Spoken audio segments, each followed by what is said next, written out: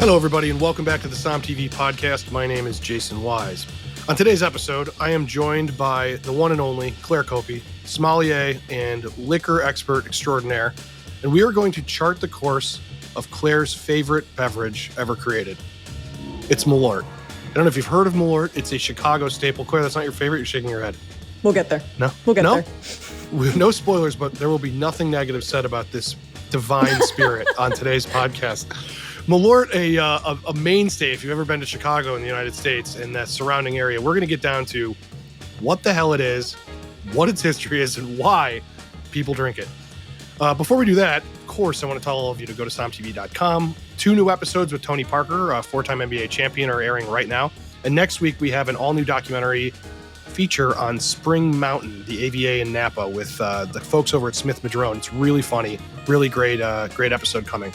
So that might even be live by the time you're listening to this. So go to sommtv.com and watch that, including all of our other educational and entertainment content. All right, so Claire, before we talk a little bit about Malort, or a lot about Malort, are you looking forward? You're starring in a film that is coming on SOMM TV that I directed about a ghost story with wine. Let's just talk for a second, because I keep getting asked when.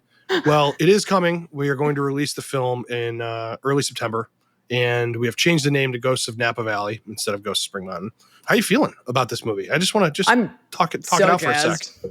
I'm so jazzed for it. Like I mean, like everybody else, I've also just been like, when's it coming? Because you filmed some of that stuff a while ago, because you filmed the Glass Fire, which was what, 2020? That's right. Yeah. Right? Well, yeah, but the whole film got derailed because of that. One of the locations burned down. We'll get into all this stuff, but we won't now on this pod, but in future podcasts, when people are able to see the movie, we will. But I'm very excited. I want to tell everybody watching, listening, that the movie is coming. It is coming very soon, and it's going to be a blast.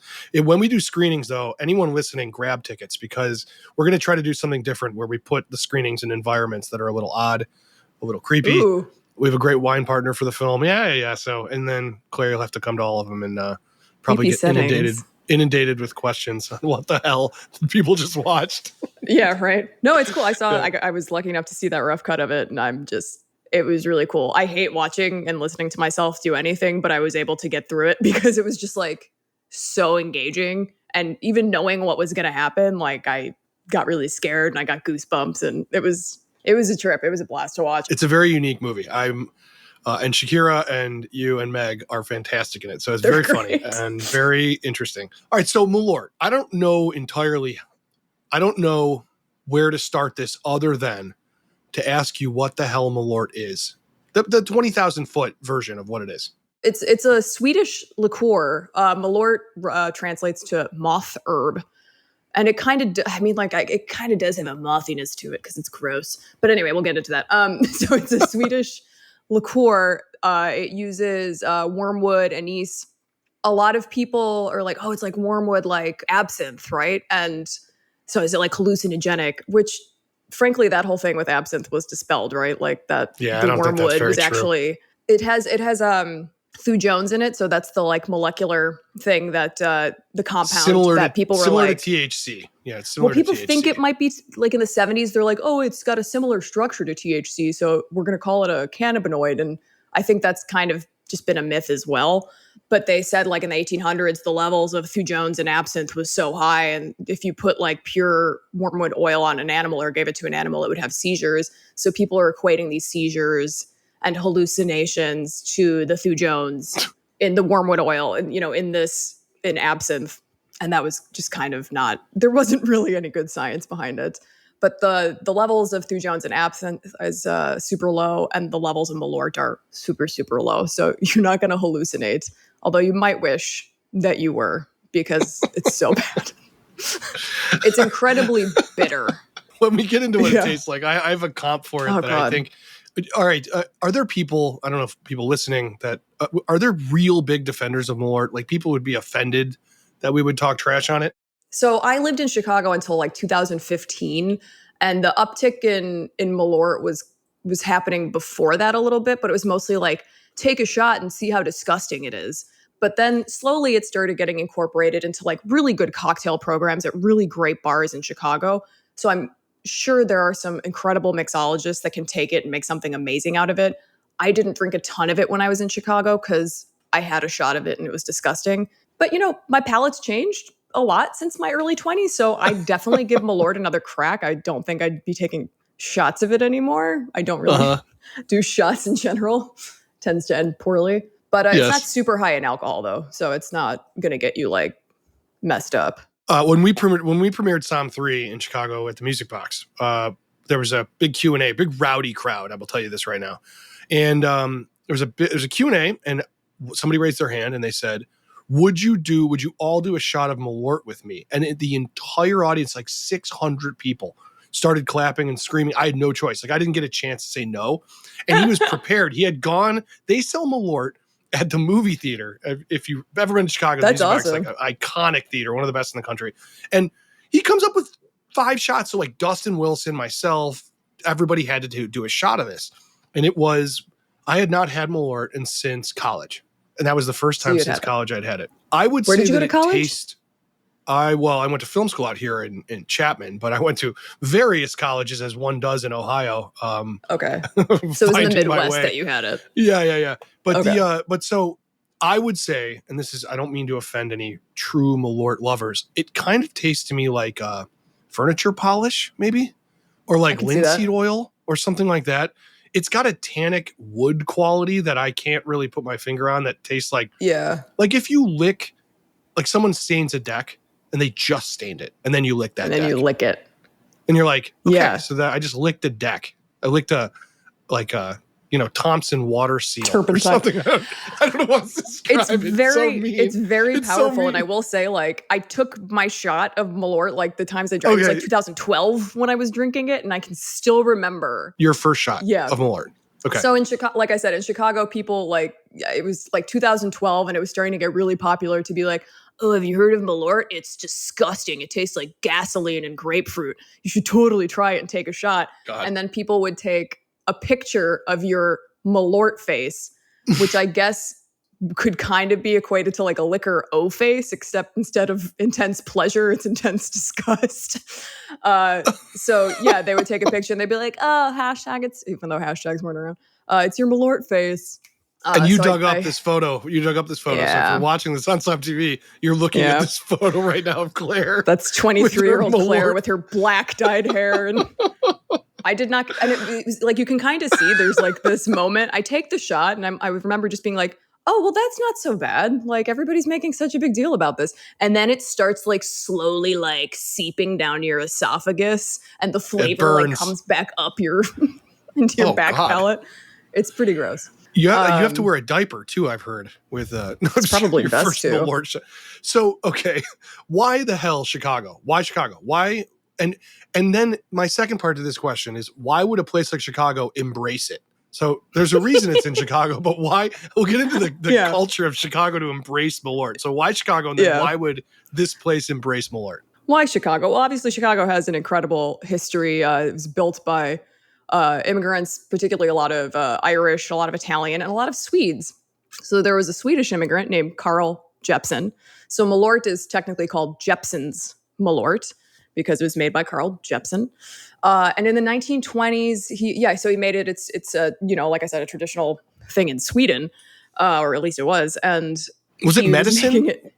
It was like a medicine? So he made it in the 1920s. He was selling it door to door as medicine to get around prohibition, right?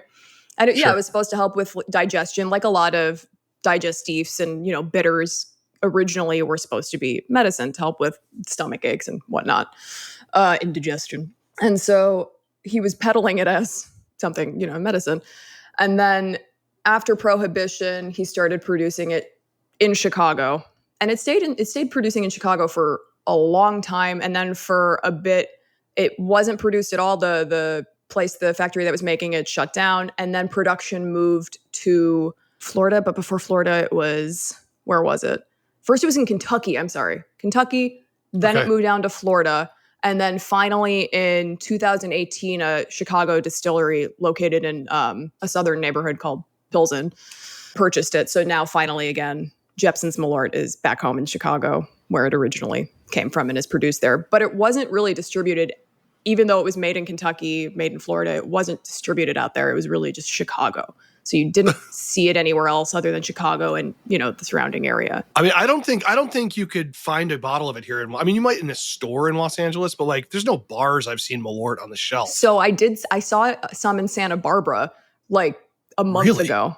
Yeah, it's starting like just recently, like in the past few years, it's starting to be distributed more widely because this new company has a little bigger reach. And so I saw it. I was at a tiki bar called Test Pilot in Santa Barbara, downtown Santa Barbara. And I just like looked up at the top shelf and I was like, it's standing there all by itself.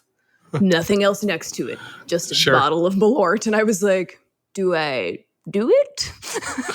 Like, I don't know if it didn't seem like they were using it in any cocktails. I didn't.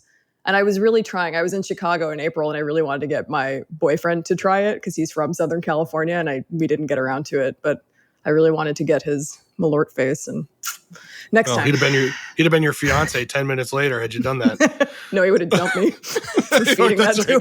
He would have been someone else's boyfriend. So absolutely not. So why was it embraced in Chicago? Like, why would they keep this thing around?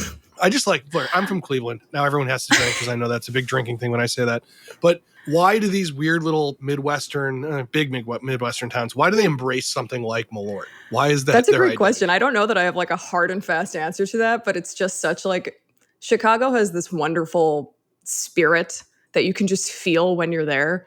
And I mean, they're hardy. Like the people who grow up in that area, they're hardy people. They're tough people. And I think they take pride that it's a Chicago thing.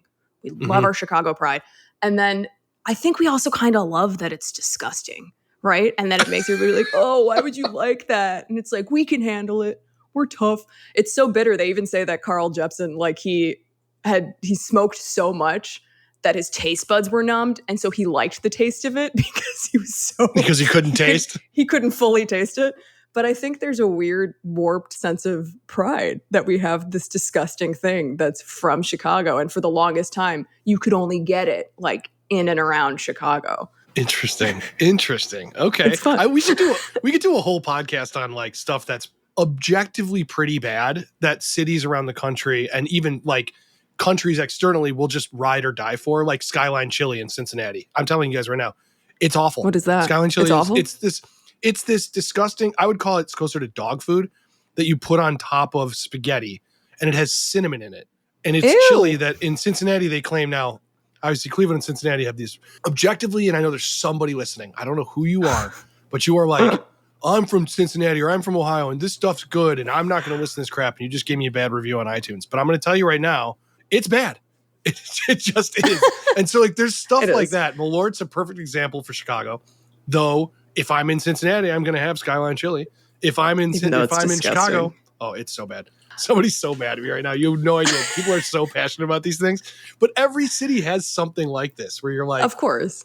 I almost that they're passionate about it. And nation right now. Yeah, exactly. Did you ever see the movie Drinking Buddies? Because it was filmed in Chicago. It was about like a brewer in Chicago. I know of it, but I've not seen it. Like Jason Sudeikis is in it. Malort's in it. They take a shot of it and they say like, oh, people in Chicago drink this. It's a tradition to erase past mistakes, which I never heard. Maybe, some other people who have, because like I said, I moved out of Chicago in 2015. So maybe I'm missing out on the real information here. But just erase past mistakes with the current one. I don't know.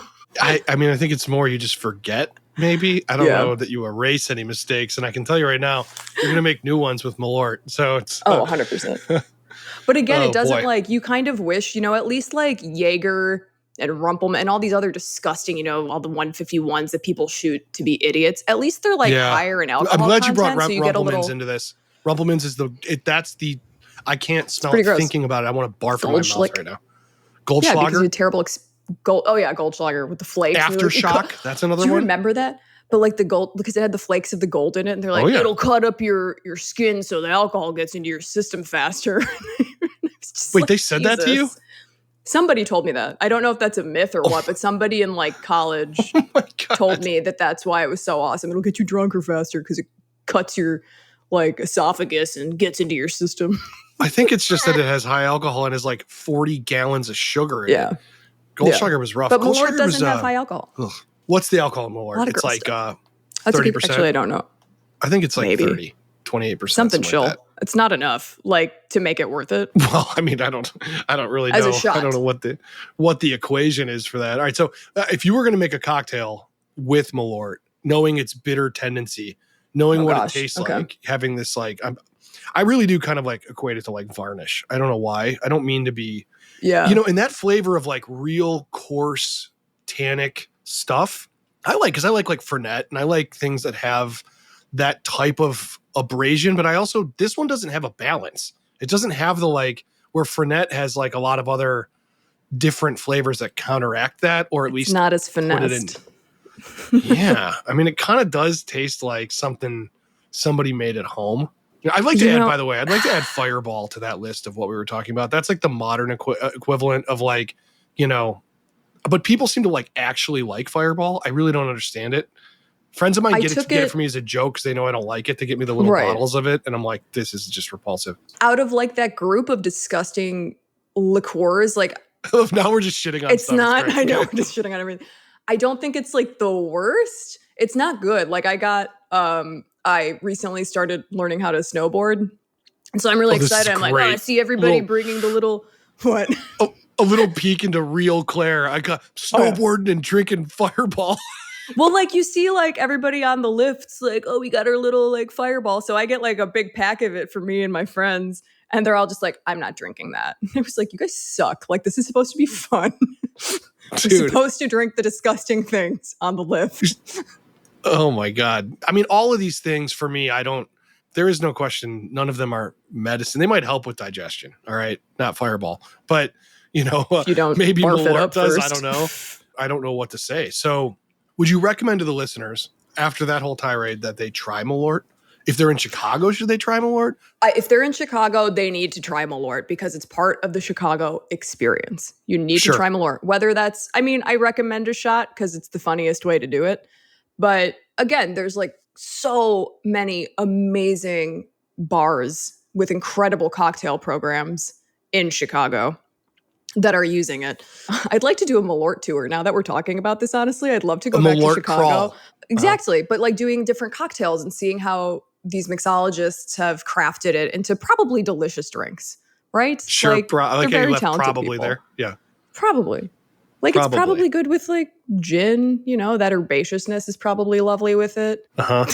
Might be good with just having gin too. Might just be good just switch to the gin. There's a Chicago, I think it's called the Chicago Boilermaker, where it's the shot of Malort dropped into an Old Style, which is a beer that you can only get. Oh yeah. I've been looking for it in California because I'm like, you can get it at like Cubs games. You can get it everywhere in Chicago. I should have brought some back for you. I was just in Chicago. I love Old Style. Yeah, Old Style is good. Old Style is like, if you're like, it's simple. I want a beer. It's a beer. It's just like, it's a beer. It's good. Yeah, Old Style's to Chicago what like Yingling is to like parts of Pennsylvania. It's like, it's just like this beer that is really from a place. And everyone I know from Chicago has like a bottle of or a can of Old Style like on their shelf. Like if they're from Chicago, they just have one. It's like a thing. So, all right. So what's like the perfect Chicago night? What are you eating with your Malort? So you're going to have Malort. What's your food in Chicago you're going to eat with this? Lately, like, I don't know why, but I keep remembering. So there's a restaurant called Au Cheval. It's really small. Burger. And usually a pain in the ass to get into. The burger or the fried bologna sandwich. And then the duck fat fries. Au Cheval's expensive. That's that burger is everything's phenomenal.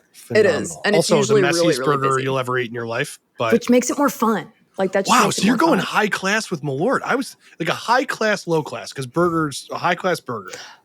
Sure. With Malort or fried bologna. I haven't had that. You can't get into the damn place anyway, and they don't take reservations. It's hard. You have to like it's hard. wait It's very forever. small. You do, but it is worth the wait. I will say that. Like, obviously, don't go on a weekend if you can help it. But I mean, everybody in Chicago knows about Au Cheval. I mean, you can also just go get a classic like Chicago hot dog if you're gonna do like classic Chicago stuff. Where? Where are you getting the hot dog? Portillo's. We're going to Portillo's. Are you talking Portillo's? Okay. Yeah. Not the one in Ohio, though. We learned that lesson the bad way.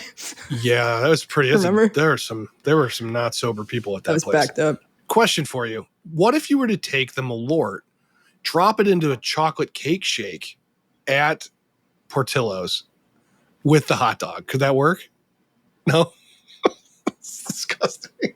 I'm trying to think if I would do chocolate or vanilla. That's an interesting, it's pretty gross. interesting conundrum you've made. They did snow Well- cones one time in like 2013. I can't remember what bar or what place A did it, but they Malort did, snow like, cone snow sounds awful. That sounds I didn't try it. just We'd have to try. terrible. They made a pie I mean, with it too.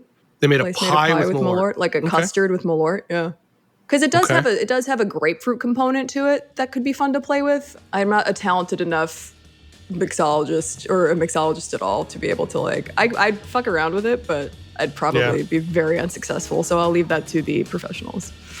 This is great. Well, Claire, as always, it is an honor to have you on the podcast and the conversation, all Great. the stuff, to talk about your favorite thing. You know, Chicago and Malort. Malort. Dogs. Malort burgers. Malort Well, burgers. this is good stuff. I want to thank you very much for joining, and I want to exercise caution to anyone who has decided to try Malort after this conversation. No, do it. Do it. Do it. Everybody, I want to also remind all of you to go to sommtv.com and subscribe. That helps support things like this podcast and everything else. If you love the podcast, please give us a great rating on whatever podcast platform you listen to, and behave yourselves. We'll talk very soon.